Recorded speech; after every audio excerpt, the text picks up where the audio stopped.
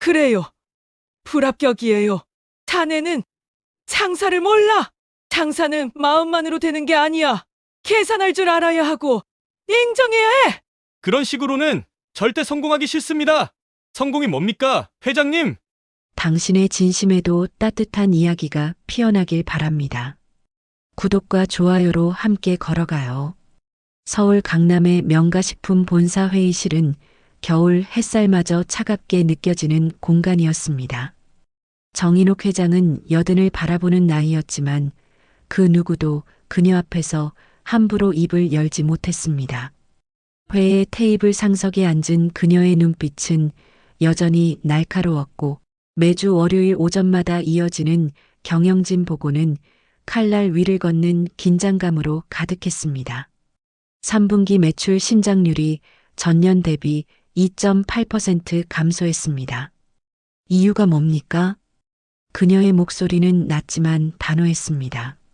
상무 한 명이 서류를 뒤적이며 답변을 준비하는 사이 인옥은 창밖을 내다봤습니다. 저 아래 보이는 거리의 사람들은 아마 명가식품의 제품을 장바구니에 담고 있을 것입니다. 된장, 간장, 고추장. 그녀가 손수 개발하고 시장에 내놓은 제품들이었습니다. 1968년 26의 정인옥은 남편을 여의고 3살배기 딸과 단둘이 남겨졌습니다. 시어머니는 여자가 무슨 장사냐며 손가락질했고 친정어머니는 차라리 재혼이나 해라며 등을 돌렸습니다. 하지만 그녀는 작은 장독대 하나로 시작했습니다. 새벽 4시면 일어나 콩을 삶고 메주를 쓰고 장을 담갔습니다. 딸아이를 업고 시장통을 돌며 된장 한 항아리씩 팔았던 그 시절, 그녀에게는 단 하나의 신념이 있었습니다. 정직한 맛이면 사람들은 알아본다. 그리고 그 신념은 틀리지 않았습니다. 명가식품은 5년 만에 공장을 지었고 10년 만에 전국 유통망을 갖췄으며 20년 만에 업계 1위에 올랐습니다. 이제 그녀의 회사는 연 매출 3천억을 넘기는 중견기업이었습니다. 하지만 그 성공의 이면에는 수많은 희생이 있었습니다. 딸의 졸업식에도 가지 못했고 손녀가 태어났을 때도 공장 라인을 점검하고 있었습니다. 회의가 끝나고 비서 박영미가 조심스럽게 다가왔습니다. 회장님, 수민 양에게서 연락이 왔습니다. 오늘 저녁 식사 자리를 마련했다고 합니다. 인옥은 고개를 끄덕였습니다. 외동딸이 일찍 세상을 떠난 뒤 외손녀 수민이가 그녀에게는 전부였습니다. 명가식품의 후계자로 키웠고 최고의 교육을 시켰습니다. 그런데 2달 전 수민이는 깜짝 발표를 했습니다. 할머니, 저 결혼하려고 해요. 상대는 대기업 임원도 의사나 변호사도 아니었습니다. 마포에서 작은 고깃집을 운영하는 32살의 청년이었습니다. 최도윤. 이름도 평범했고 학벌도 특별할 게 없었습니다. 인옥은 은근히 반대했지만 수민이의 눈빛은 단호했습니다. 할머니, 도윤 씨는 돈이 없어도 사람은 따뜻해요. 제가 힘들 때 곁에 있어준 사람이에요. 그 말이 며칠째 인옥의 마음에 걸렸습니다. 따뜻한 사람? 그런 사람이 과연 수민이를 평생 책임질 수 있을까요? 명가의 며느리가 되는 건 단순히 사랑만으로는 감당할 수 없는 무게였습니다. 인옥은 책상 서랍을 열었습니다. 오래된 사진 한 장이 들어 있었습니다. 젊은 시절 시장 좌판에 앉아 된장을 팔던 자신의 모습이었습니다. 그때의 인옥은 지금처럼 차갑지 않았습니다. 손님 한 명 한 명에게 웃으며 인사했고 덤으로 깍두기 한 접시씩 내주곤 했습니다. 언제부터였을까 내가 이렇게 변한 게. 그녀는 사진을 도로 집어넣고 비서를 불렀습니다. 박 비서, 내일 저녁 일정 비워두게. 그리고 낡은 옷 한 벌 준비해줘. 예. 무슨 옷 말씀이십니까? 인옥은 희미하게 미소 지었습니다. 거지 같은 옷말일세. 비서는 어리둥절한 표정이었지만 감히 묻지 못했습니다. 인옥은 다시 창밖을 바라봤습니다. 하늘에서 첫눈이 흩날리기 시작했습니다. 그녀는 마음속으로 중얼거렸습니다. 최도윤, 자네가 정말 따뜻한 사람인지 내 눈으로 직접 확인해 보겠네. 명가식품의 회장이 아닌 한 사람의 할머니로서 말이지요. 다음 날 저녁 6시 마포의 골목길은 퇴근길 사람들로 붐볐습니다. 정인옥은 낡은 파카 점퍼와 색이 바랜 면바지를 입고 있었습니다. 머리는 일부러 헝클어뜨렸고 손에는 오래된 천가방을 들었습니다. 거울 속 자신의 모습을 보며 그녀는 잠시 멈칫했습니다. 마치 50년 전 시장통을 헤매던 그 시절로 돌아간 것 같았습니다. 회장님, 정말 괜찮으시겠습니까? 운전기사 김 팀장이 걱정스러운 목소리로 물었습니다. 인옥은 고개를 저었습니다.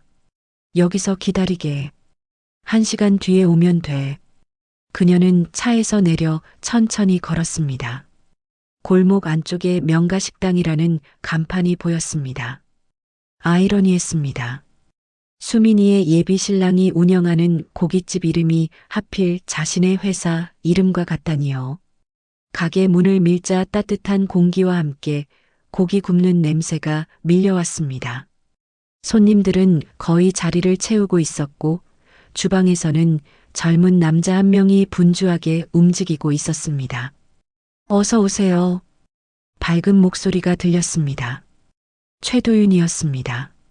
그는 앞치마를 두른 채 인옥에게 다가왔습니다. 인옥은 일부러 허리를 더 구부렸습니다. 자리 있나요? 네, 할머니. 이쪽으로 앉으세요. 도윤은 구석자리로 그녀를 안내했습니다. 주변 손님들의 시선이 느껴졌습니다. 누군가 작게 속삭였습니다. 저런 옷차림으로 고깃집에 왔네. 돈이나 있으려나. 인옥은 그 말들을 들었지만 표정을 바꾸지 않았습니다. 오히려 관찰했습니다.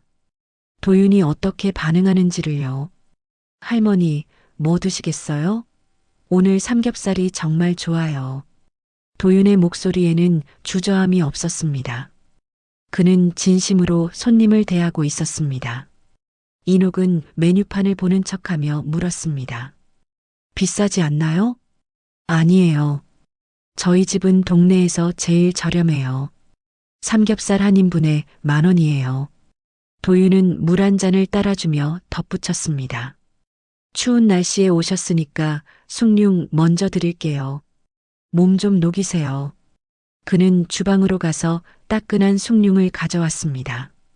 인옥은 그 숭늉을 받아들며 도윤의 손을 봤습니다. 작은 화상 자국과 칼에 베인 흉터들이 있었습니다. 장사를 오래 한 사람의 손이었습니다. 고기 한 인분만 주세요. 할머니 혼자세요? 그럼 반 인분 드릴게요. 혼자서 한 인분은 많으실 거예요. 도윤은 웃으며 주방으로 들어갔습니다. 인옥은 그 뒷모습을 지켜봤습니다. 주방 안에서 그는 직접 고기를 손질하고 밑반찬을 챙기고 설거지까지 했습니다. 직원은 홀에서 서빙하는 아르바이트생 한 명뿐이었습니다. 얼마 후 고기가 나왔습니다. 도윤은 직접 불판을 갈고 고기를 올려주었습니다. 제가 구워드릴게요. 편하게 드세요. 아니, 괜찮아요. 내가 할게. 아니에요. 저희 집 규칙이 혼자 오신 손님은 제가 구워드리는 거예요. 그의 말투는 정중했지만 단호했습니다. 인옥은 조용히 고개를 끄덕였습니다. 도윤은 능숙하게 고기를 뒤집으며 말했습니다. 날씨가 정말 춥죠? 오늘 아침에 영하 10도까지 내려갔다던데요. 그래요. 나이 들면 겨울이 힘들어요.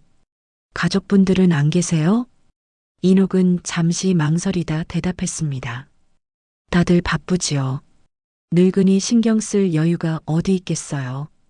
도윤의 표정이 잠시 어두워졌습니다. 저도 할머니가 계셨는데 작년에 돌아가셨어요. 생전에 더 잘해드릴 걸 그랬어요. 그의 목소리에는 진심 어린 아쉬움이 담겨 있었습니다. 인옥은 그 표정을 놓치지 않았습니다. 이 청년은 연기를 하고 있는 게 아니었습니다. 고기를 다 먹고 나자 도윤이 된장찌개를 가져왔습니다. 서비스예요. 고기 드시고 나면 구수한 게 당기거든요. 고맙습니다.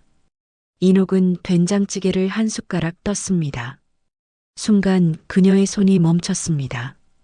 이 맛, 오래전 자신이 담갔던 된장 맛과 비슷했습니다.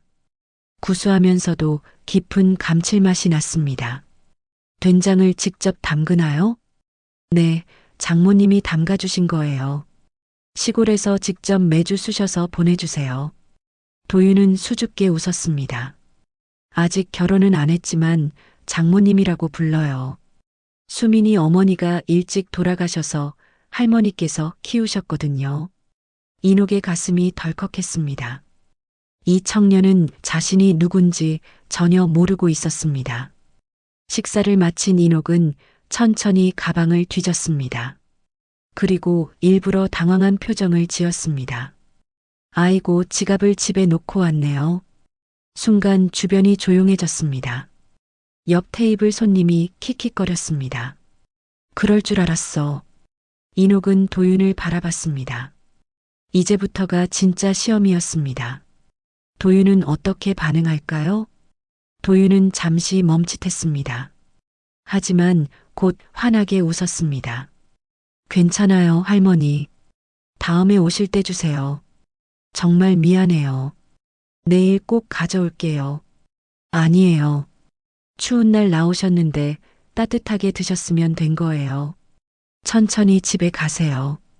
인옥은 천천히 일어났습니다. 가게 문을 나서는 순간 뒤에서 도윤의 목소리가 들렸습니다. 할머니, 조심히 들어가세요. 그녀는 골목길을 걸으며 생각했습니다. 진심이었구나. 저 청년의 따뜻함은 연기가 아니었어. 차에 오르자 김 팀장이 물었습니다. 어떠셨습니까? 인옥은 창밖을 보며 조용히 말했습니다. 내가 잊고 살았던 걸 다시 봤네.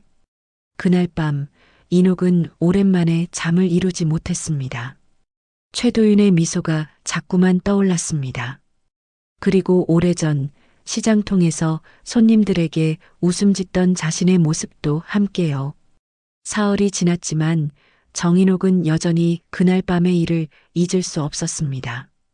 월요일 아침 경영진 회의는 여느 때와 다름없이 진행되었습니다. 신제품 출시 계획, 마케팅 전략, 원가 절감 방안, 숫자와 그래프로 가득한 보고서들이 테이블 위에 쌓였습니다.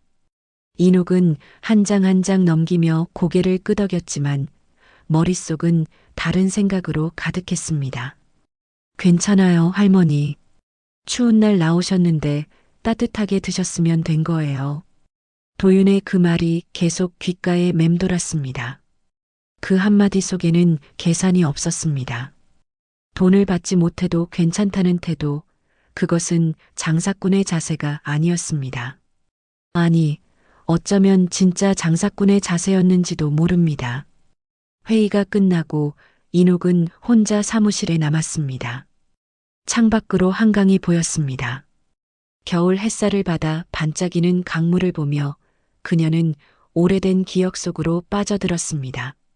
1968년 가을, 26의 정인옥은 남대문 시장에 작은 좌판을 펼쳤습니다. 손수 담근 된장과 간장을 팔기 위해서였습니다. 처음엔 사람들이 거들떠보지도 않았습니다. 여자가 만든 장이 제대로 되겠어? 하는 시선들 뿐이었습니다. 어느 날 한 할머니가 다가왔습니다. 남루한 옷차림에 구부정한 허리, 그녀는 된장 한 그릇을 샀습니다. 돈을 내려다가 주머니를 뒤적이더니 난처한 표정을 지었습니다. 아가씨, 미안한데 돈이 조금 모자라네. 다음에 갖다 줄게. 당시 인옥은 그날 하루벌이도 없었습니다. 새 살배기 딸의 분유값도 걱정이었습니다. 하지만 그녀는 웃으며 말했습니다. 괜찮아요, 할머니. 추운데 나오셨잖아요. 가져가세요. 그 할머니는 고맙다며 몇 번이나 고개를 숙였습니다. 그리고 일주일 뒤 그 할머니가 다시 찾아왔습니다. 모자란 돈을 갚으러 온 게 아니었습니다. 동네 사람들 10명을 데려왔습니다. 이 집 된장이 정말 좋다고 소문 퍼뜨렸어요. 다들 사러 왔어요. 그날 인옥은 모든 장을 다 팔았습니다. 그리고 깨달았습니다. 정직한 마음이 결국 사람을 움직이는구나. 그 신념으로 명가식품은 시작되었습니다. 하지만 회사가 커지면서 무언가 변했습니다. 마진율, 시장 점유율, 경쟁사 분석. 숫자가 사람을 대신했고 효율이 마음을 밀어냈습니다. 언제부턴가 인옥은 직원들에게 이렇게 말하고 있었습니다. 비용 대비 효과가 없으면 과감히 버려야 합니다. 그 말이 옳다고 믿었습니다. 기업은 생존해야 했고 생존을 위해선 냉철함이 필요했으니까요. 하지만 도윤을 보며 인옥은 의문이 들었습니다. 내가 버린 것이 정말 쓸모없는 것이었을까? 비서 박영미가 노크 소리와 함께 들어왔습니다. 회장님, 수민 양이 내일 저녁 식사 자리를 다시 잡았다고 합니다. 도윤 씨를 소개하고 싶다고 하는데요. 인옥은 고개를 끄덕였습니다. 알았네. 장소는 어디인가? 도윤 씨 가게라고 합니다. 그래. 인옥은 잠시 생각에 잠겼습니다. 그리고 결심했습니다. 이번엔 제대로 이야기를 나눠봐야겠다고. 거지 행세가 아니라 정인옥이라는 이름으로 말입니다. 다음 날 저녁 검은색 세단이 명가식당 앞에 멈춰 섰습니다. 인옥은 검은색 코트를 입고 차에서 내렸습니다. 머리는 단정하게 빗어 올렸고 목에는 진주 목걸이를 걸었습니다. 그녀가 가게 문을 열자 안에서 웅성거리는 소리가 들렸습니다. 도윤은 주방에서 고기를 굽고 있었습니다.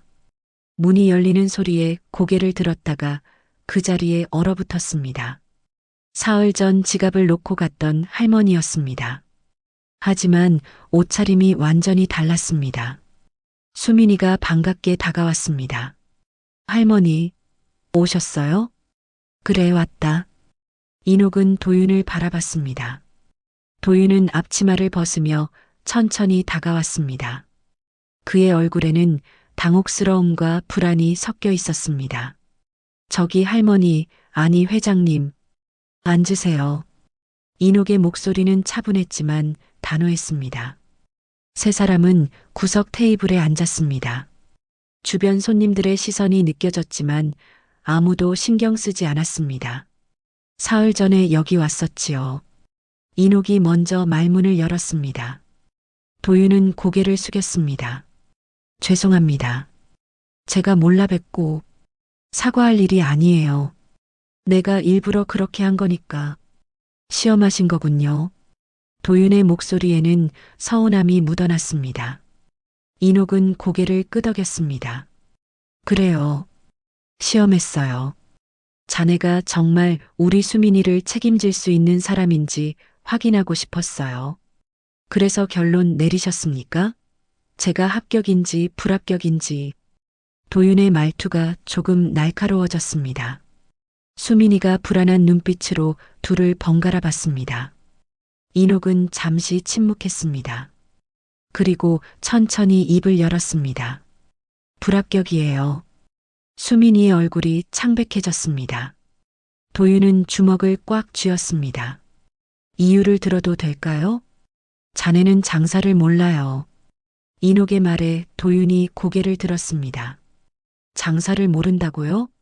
저는 5년째 이 가게를 운영하고 있습니다. 그래요. 5년이나 했는데도 아직 이 정도 규모라는 게 문제예요. 장사는 마음만으로 되는 게 아니에요. 계산할 줄 알아야 하고 냉정해야 해요. 자네는 너무 착해요. 도윤은 고개를 저었습니다. 회장님, 저는 제 방식대로 할 겁니다. 손님이 돈이 없으면 다음에 받으면 되고 혼자 오신 어르신들께는 제가 고기를 구워드리고 그게 제 가게예요. 그런 식으로는 절대 성공할 수 없어요. 성공이 뭡니까? 도윤의 질문에 인옥은 답하지 못했습니다. 그 순간 오래전 남대문 시장의 기억이 떠올랐습니다. 돈 없는 할머니에게 된장을 그냥 준 26의 자신. 그때 그녀도 도윤과 똑같이 생각했었습니다. 손님이 배불리 드시는 게 성공이지 돈을 많이 버는 게 성공이 아니야. 인옥은 자리에서 일어났습니다. 오늘은 이만 가보겠어요. 생각을 정리하고 다시 연락하지요. 그녀는 가게를 나섰습니다. 차에 오르며 김 팀장에게 말했습니다. 출발하게. 차가 움직이기 시작했습니다. 인옥은 창밖을 보며 생각했습니다. 내가 정말 옳은 걸까? 아니면 도윤이 옳은 걸까? 그날 밤 인옥은 오래된 일기장을 꺼냈습니다. 1968년에 쓴 첫 페이지가 펼쳐졌습니다. 밥 한 공기 굶더라도 정은 잃지 말자. 그게 내 장사의 시작이다. 그 문장을 읽으며 인옥은 깨달았습니다. 자신이 도윤에게 한 말은 사실 자기 자신에게 하는 질문이었다는 것을요. 일주일이 지났습니다. 정인옥은 그동안 회사 일에 집중하려 애썼지만 마음 한구석이 계속 무겁게 가라앉아 있었습니다. 회의 중에도 서류를 검토할 때도 도윤의 마지막 질문이 머릿속을 떠나지 않았습니다. 성공이 뭡니까? 그 질문에 대한 답을 찾기 위해 인옥은 이상한 행동을 시작했습니다. 출근길에 일부러 회사 근처 재래시장에 들렀습니다. 오래된 떡집, 반찬 가게, 과일 가게를 천천히 둘러봤습니다. 상인들의 얼굴에는 피곤함도 있었지만 손님을 대하는 순간만큼은 환한 미소가 번졌습니다. 어머니, 이거 하나 더 드릴게요. 서비스? 아줌마, 애기 있어요? 이 사과 달아서 애들이 좋아해요. 그 말들 속에는 계산이 아닌 마음이 담겨 있었습니다. 인옥은 문득 깨달았습니다. 자신이 잃어버린 것이 바로 이것이었다는 걸요. 숫자가 아닌 사람을, 이익이 아닌 관계를 먼저 생각하는 마음. 비서 박영미가 조심스럽게 물었습니다. 회장님, 요즘 왜 시장에 자주 들르시는지 여쭤봐도 될까요? 인옥은 사과 한 봉지를 들며 대답했습니다. 공부하고 있네. 내가 잊고 살았던 걸 다시 배우는 중이야. 그날 오후 인옥은 결심했습니다. 다시 도윤을 만나야겠다고. 하지만 이번에는 시험하러 가는 게 아니라 진심을 나누러 가는 것이었습니다. 저녁 5시 명가식당 문을 열었을 때 도윤은 홀을 청소하고 있었습니다. 인옥을 보자 잠시 멈칫했지만 곧 정중하게 인사했습니다. 어서 오세요, 회장님. 바쁜가요? 아니요. 영업 준비 중이었어요. 앉으세요. 도윤은 테이블을 닫고 물을 가져왔습니다. 그의 태도는 정중했지만 어딘가 거리감이 느껴졌습니다. 일주일 전 인옥이 던진 말들이 상처가 되었을 게 분명했습니다. 인옥은 천천히 입을 열었습니다. 도윤 씨, 지난번에 내가 한 말 사과하려고 왔어요. 도윤이 고개를 들었습니다. 놀란 표정이었습니다. 자네가 장사를 모른다고 했지요. 그건 틀린 말이었어요. 인옥은 가방에서 낡은 사진 한 장을 꺼냈습니다. 남대문 시장 좌판에 앉아 있는 젊은 여자의 모습이었습니다. 이게 나예요. 50년 전 모습이지요. 도윤은 사진을 받아들며 조심스럽게 들여다봤습니다. 처음 장사를 시작했을 때 나도 자네처럼 생각했어요. 손님이 돈이 없으면 그냥 주고 혼자 오신 어르신들은 더 챙겨드리고 그게 내 방식이었어요. 인옥은 찻잔을 들며 계속 말했습니다. 그런데 회사가 커지면서 변했어요. 숫자로 사람을 평가하고 효율로 관계를 재단하게 됐지요. 언제부턴가 나는 장사꾼이 아니라 경영자가 되어버렸어요. 회장님, 자네를 보면서 깨달았어요. 내가 버린 게 쓸모없는 게 아니라 가장 소중한 거였다는 걸요. 인옥의 목소리에는 진심이 담겨 있었습니다. 도윤은 고개를 숙였습니다. 저는 그냥 제 방식대로 할 뿐이에요. 회장님처럼 큰 회사를 만들 자신은 없어요. 큰 회사를 만드는 게 성공일까요? 이번엔 인옥이 물었습니다. 도윤은 잠시 생각하다 대답했습니다. 잘 모르겠어요. 하지만 저한테는 손님이 웃으며 잘 먹었다고 하시는 게 성공이에요. 그걸 위해 아침 5시에 일어나서 고기를 손질하고 밤 11시까지 설거지를 해요. 힘들지 않나요? 힘들죠. 하지만 행복해요.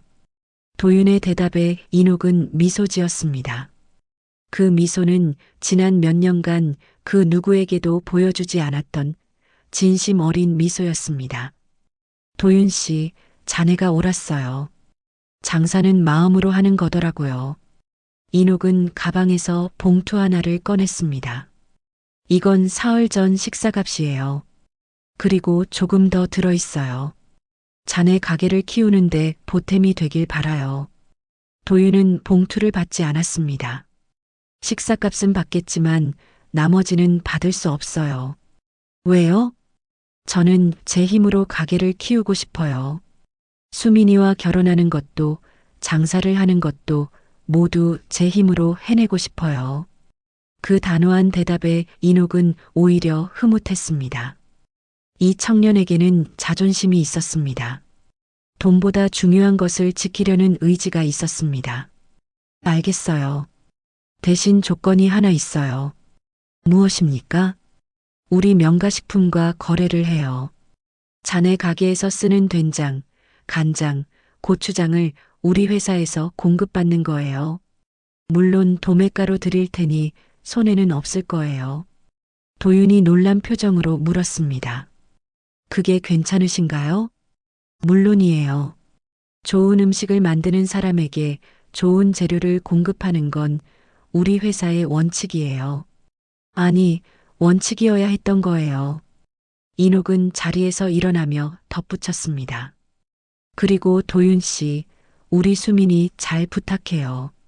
그 아이는 겉으로 강해 보여도 속은 여려요. 어릴 때 엄마를 잃어서 늘 외로웠거든요. 알고 있어요. 그래서 제가 평생 곁에 있어 주려고요. 도윤의 눈빛은 흔들림이 없었습니다. 인옥은 그제야 확신했습니다. 이 청년이라면 수민이를 행복하게 해줄 수 있겠다고. 가게를 나서는 인옥의 뒷모습을 보며 도윤은 조용히 중얼거렸습니다. 감사합니다, 회장님. 차에 오른 인옥은 김 팀장에게 말했습니다. 박 비서에게 연락하게. 내일 임원회의 때 안건을 하나 추가하라고. 무슨 안건입니까? 명가식품의 초심 회복 프로젝트. 이익만 추구하는 회사가 아니라 사람의 마음을 담는 회사로 돌아가는 거야. 김 팀장은 고개를 끄덕였습니다. 인옥은 창밖을 보며 생각했습니다. 늦었지만 다시 시작하면 돼. 50년 전 그 마음으로 돌아가면 되는 거야. 그날 밤 인옥은 오랜만에 편안한 잠을 잤습니다. 꿈속에서 그녀는 남대문 시장 좌판에 앉아 있었습니다. 손님들이 웃으며 다가오고 그녀도 환하게 웃으며 맞이했습니다. 그 꿈은 과거가 아니라 미래처럼 느껴졌습니다. 2달이 흘렀습니다. 봄 기운이 완연한 어느 토요일 오후 명가식품 본사 대회의실에는 전 직원이 모여 있었습니다. 정인옥 회장은 단상에 올라 마이크를 잡았습니다. 그녀의 표정은 평소보다 부드러워 보였습니다. 오늘 여러분께 중요한 발표를 하려고 합니다. 직원들이 숨을 죽이고 귀를 기울였습니다. 명가식품은 올해부터 초심 회복 프로젝트를 시작합니다. 우리가 50년 전 처음 시작했을 때의 그 마음으로 돌아가려고 해요. 인옥은 스크린에 오래된 사진 한 장을 띄웠습니다. 남대문 시장 좌판에 앉아 된장을 파는 젊은 여자의 모습이었습니다. 이게 제 시작이었어요. 그때 저는 손님 한 분 한 분께 정성을 다했습니다. 돈이 없으면 외상으로 드리고 할머니가 오시면 덤으로 반찬을 더 드렸지요. 직원들이 웅성거렸습니다. 냉철하기로 유명한 회장이 이런 이야기를 한다는 게 낯설었습니다. 하지만 회사가 커지면서 저는 변했어요. 숫자만 보고 효율만 따지고 사람의 마음은 잊어버렸어요. 그게 잘못이었다는 걸 이제야 깨달았습니다. 인옥은 잠시 숨을 고르고 계속 말했습니다. 앞으로 우리 회사는 단순히 이익을 추구하는 기업이 아니라 사람의 마음을 담는 기업이 되겠습니다. 어려운 소상공인들을 돕고 좋은 재료를 합리적인 가격에 공급하고 지역사회와 함께 성장하는 회사가 되겠습니다. 박수가 터져 나왔습니다. 처음에는 조심스럽게, 그러다 점점 크게 울려 퍼졌습니다. 인옥은 그 박수 소리를 들으며 미소 지었습니다. 회의가 끝나고 인옥은 비서 박영미를 불렀습니다. 수민이와 도윤 씨 결혼식 준비는 잘 되고 있나? 네, 회장님. 다음 달 둘째 주 토요일로 확정됐습니다. 그래. 신부 아버지 역할은 내가 하겠다고 전해. 박영미는 눈시울이 붉어졌습니다. 수민이의 어머니, 그러니까 회장님의 외동딸이 세상을 떠난 지 벌써 15년이 지났습니다. 그동안 회장님은 한 번도 감정을 드러내지 않았습니다. 하지만 오늘은 달랐습니다. 수민이가 좋아하겠습니다. 고맙네. 그리고 이것도 전해줘. 인옥은 작은 상자 하나를 건넸습니다. 박영미가 조심스럽게 열자 진주 목걸이가 들어 있었습니다. 이건 내가 첫 사업으로 돈을 벌었을 때 산 거야. 딸에게 주려고 했는데 이제 손녀에게 물려줄 때가 된 것 같네. 인옥의 목소리에는 그리움이 묻어났습니다. 저녁 무렵 인옥은 명가 식당을 찾았습니다. 가게는 손님들로 북적였습니다. 도윤은 여전히 분주하게 움직이고 있었고 수민이가 홀에서 주문을 받고 있었습니다. 할머니, 수민이가 반갑게 달려왔습니다. 인옥은 손녀의 얼굴을 보며 웃었습니다. 요즘 수민이는 정말 행복해 보였습니다. 도윤 씨 어디 있나? 주방에 있어요. 불러올게요. 잠시 후 도윤이 앞치마를 두르고 나왔습니다. 그의 얼굴에는 땀이 맺혀 있었지만 표정은 밝았습니다. 회장님, 어서 오세요. 특별히 맛있는 걸 준비해 드릴게요. 아니, 오늘은 그냥 밥 한 끼만 먹으러 왔네. 세 사람은 구석 테이블에 앉았습니다. 도윤이 직접 구운 고기와 된장찌개가 나왔습니다. 인옥은 된장찌개를 한 숟가락 떠서 입에 넣었습니다. 우리 회사 된장 쓰는구나? 네, 정말 맛있어요. 손님들이 다들 좋아하세요. 도윤은 수줍게 웃었습니다. 인옥은 고개를 끄덕였습니다. 도윤 씨, 자네 덕분에 내가 많이 변했어. 아니에요, 회장님. 제가 뭘? 아니야. 자네가 나한테 질문했잖아. 성공이 뭐냐고. 인옥은 두 젊은이를 번갈아 보며 말했습니다. 이제 알 것 같아. 성공은 돈을 많이 버는 게 아니야. 사람을 행복하게 만드는 거지. 자네처럼 손님이 웃으며 돌아가게 만드는 것, 그게 진짜 성공이더라고. 도윤은 고개를 숙였습니다. 수민이가 할머니의 손을 잡았습니다. 할머니, 고마워요. 도윤 씨를 인정해 주셔서. 내가 고마워야지. 너희 둘이 나한테 중요한 걸 가르쳐 줬으니까. 인옥은 가방에서 작은 상자를 꺼냈습니다. 수민아, 이건 내 결혼 선물이야. 상자 안에는 진주 목걸이가 들어 있었습니다. 수민이는 눈물을 글썽이며 목걸이를 꺼냈습니다. 할머니, 이건 내 엄마 주려고 했던 거야. 이제 내가 가져. 세 사람은 한참 동안 말없이 앉아 있었습니다. 창밖으로 벚꽃잎이 흩날렸습니다. 봄은 이렇게 조용히 찾아왔습니다. 다음 달 결혼식은 소박하지만 따뜻하게 치러졌습니다. 인옥은 신부 아버지 역할을 하며 수민이의 손을 도윤에게 건넸습니다. 우리 손녀 잘 부탁하네. 평생 행복하게 해드리겠습니다. 도윤의 목소리는 떨렸지만 단호했습니다. 하객들의 박수 소리가 울려 퍼졌습니다. 결혼식이 끝나고 인옥은 혼자 본사로 돌아왔습니다. 사무실 책상 위에는 오래된 액자가 하나 놓여 있었습니다. 명가식품 사람의 마음을 담은 밥상. 그 문구를 손끝으로 쓰다듬으며 인옥은 미소 지었습니다. 그래, 이게 우리의 시작이었지. 그리고 이제 다시 시작이야. 창밖으로 서울의 야경이 펼쳐졌습니다. 수많은 불빛들이 반짝였습니다. 그 불빛 하나하나에는 사람들의 삶이 담겨 있었습니다. 저녁 식사를 준비하는 가정, 늦게까지 일하는 가게, 따뜻한 대화를 나누는 사람들. 인옥은 깨달았습니다. 명가식품이 만드는 건 단순히 된장과 간장이 아니라는 거요. 그것은 사람들의 식탁이고 가족의 대화이고 삶의 온기였습니다. 다음 날 아침 명가식품은 새로운 프로젝트를 발표했습니다. 사람의 정으로 세상을 따뜻하게, 어려운 소상공인들에게 저리로 재료를 공급하고 지역 농가와 직거래를 늘리고 수익의 일부를 사회에 환원하는 프로젝트였습니다. 직원들은 처음엔 의아해했지만 곧 적극적으로 동참했습니다. 회장이 변하니 회사도 변했고 회사가 변하니 사람들도 변했습니다. 그해 가을, 명가식품은 창립 이래 최대 매출을 기록했습니다. 하지만 인옥에게 더 중요한 건 다른 것이었습니다. 거래처에서 보내온 감사 편지들, 직원들의 밝아진 표정, 그리고 무엇보다 손녀의 행복한 웃음이었습니다.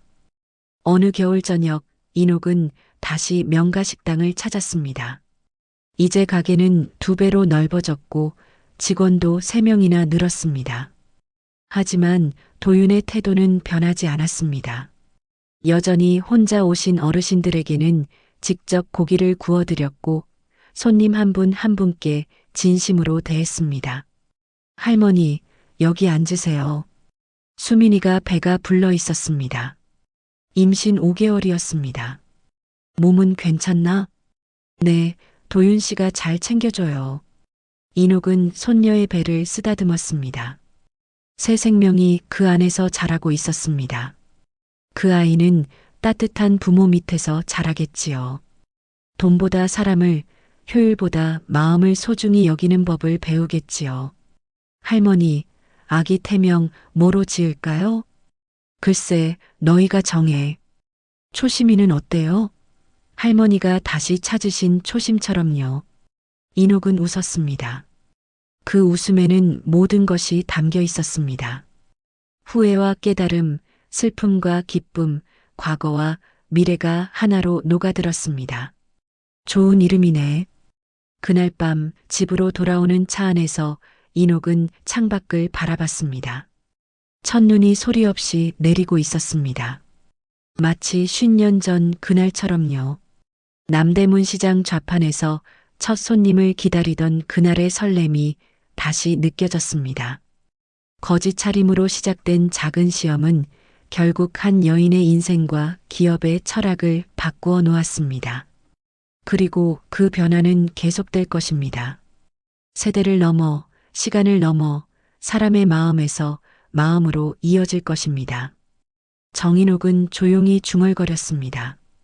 이제야 알겠어. 진짜 명가는 돈으로 만드는 게 아니라 마음으로 만드는 거구나.